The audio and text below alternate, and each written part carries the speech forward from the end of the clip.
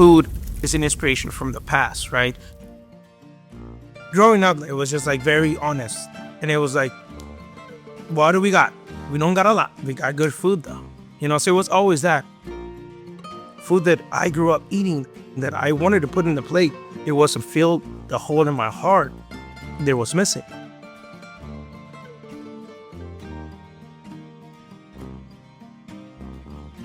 Food has been in like my life since the get-go.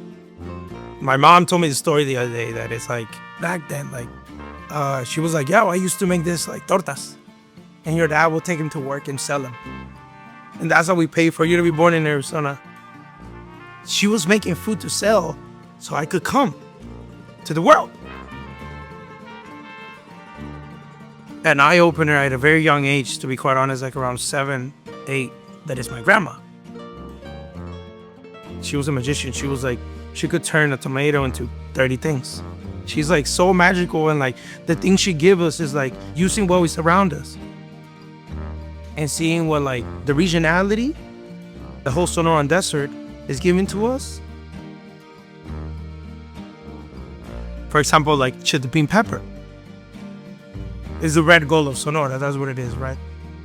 We grew up picking this pepper. We grew up putting it in the little gallon or a Coca-Cola bottle, right?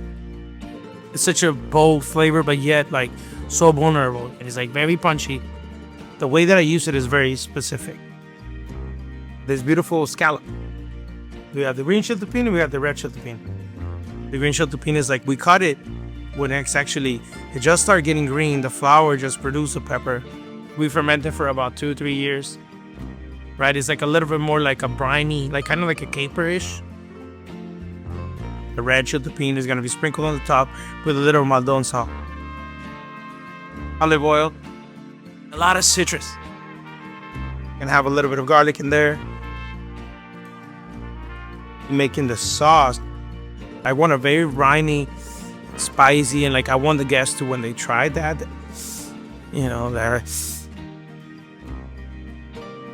this scallop is only in Seal Cortez.